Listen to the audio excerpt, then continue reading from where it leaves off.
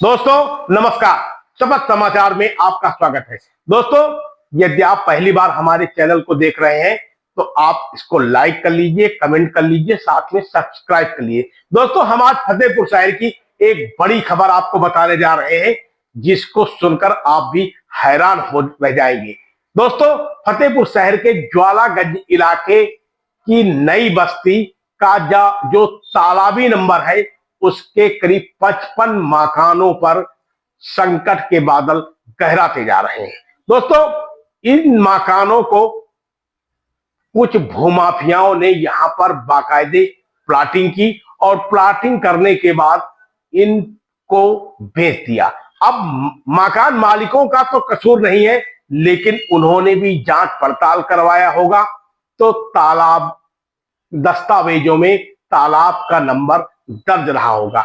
आपको बता दें कि यह सुप्रीम कोर्ट की बाकायदा रूलिंग है कि किसी भी तालाब को ना तो क्षतिग्रस्त किया जा सकता है, ना उसमें प्लाटिंग की जा सकती है, और ना ही किसी तरीके का कोई उसमें ऐसा कार्य किया जा सकता है जिसकी तालाब की दशा और दिशा बदले। लेकिन फतेहपुर शहर में इन सब मामलों को लेकर के तमाम मामले हैं। एक संगठित भूमाफिया गैंग द्वारा यहां पर बाकायदे तालाब के नंबरों पर बड़े पैमाने पर प्लाटिंग कर डाली गई और प्लाटिंग करके इनको बाकायदा करोड़ों में बेच डाला गया। हालांकि इस पूरे मामले को लेकर के पिछले दिनों भी जांच पड़ताल हुई थी और जो 55 गृह स्वामी हैं उनको नोटिसों का आवंटन किया गया था, लेकिन भूमाफियाओं के संगठित गिरोह ने बाकायदा राजस्व विभाग में अपनी पकड़ मजबूत करते हुए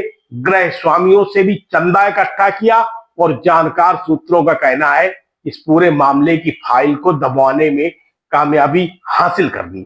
दूसरी तरफ यह भी नसीहत दी गई कि आप सभी लोग मिलकर के हाई कोर्ट का भी दरवाजा खटखटा दें। फिलहाल हाई कोर्ट में तो यह मामला विचाराधीन बताया जा रहा है, लेकिन चूंकि सुप्रीम कोर्ट की सीधे रूलिंग है जिससे प्रशासन इस मामले में किसी भी तरीके से आप समझौता करने के मूड में नहीं है। यही वजह है कि अभी 2 दिन पहले शहर के पक्का तालाब इलाके में 6.5 बीघे के तालाब के नंबर को बाकायदा खाली कराए जाने को लेकर के बुलडोजर चलाए जाने की कार्रवाई की गई। साथियों, कभी भी किसी भी समय ज्वालागंज इलाके में भी पीला पंजा घूम सकता है। राजस्व की जो टीमें हैं उन्होंने गलियों की भी नाप जोख कर ली है, उनका भौतिक सत्यापन कर लिया है कि बुलडोजर की टीम किस तरीके से किन गलियों के माध्यम से जाएगी और कहां से वो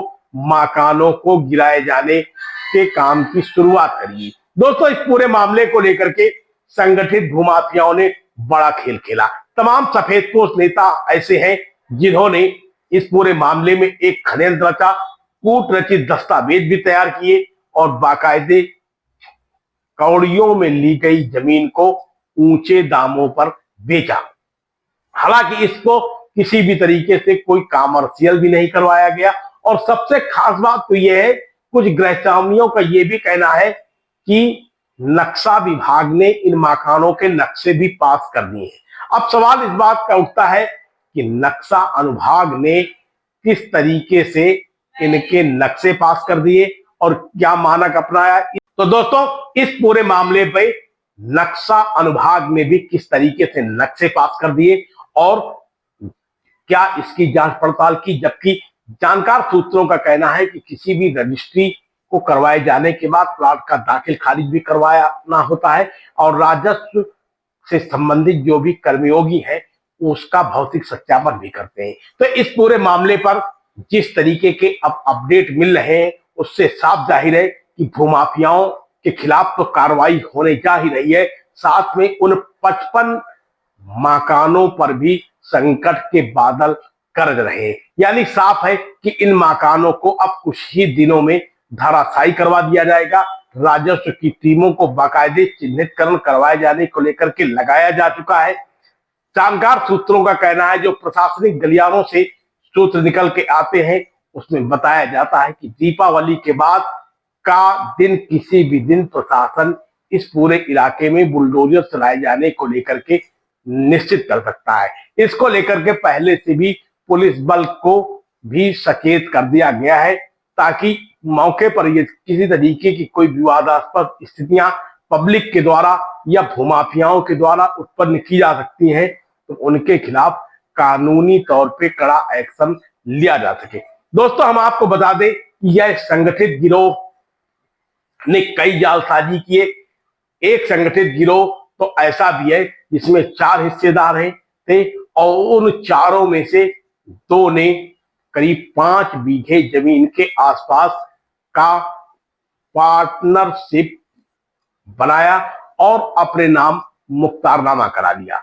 मुख्तारनामा उस समय पर हो जाते थे, अब तो ब्लड सर्कुलेशन के आधार पर, नियम कायदों के आधार पर होते हैं, लेकिन उस समय आज से 20 साल 25 साल पहले कोई भी किसी को पावर ऑफ अटॉर्नी दे सकता था। दोस्तों, इन चारों पार्टनरों ने 5 बीघे तालाबी नंबर को बाकायदे प्लाटिंग करके पहले बेच डाला।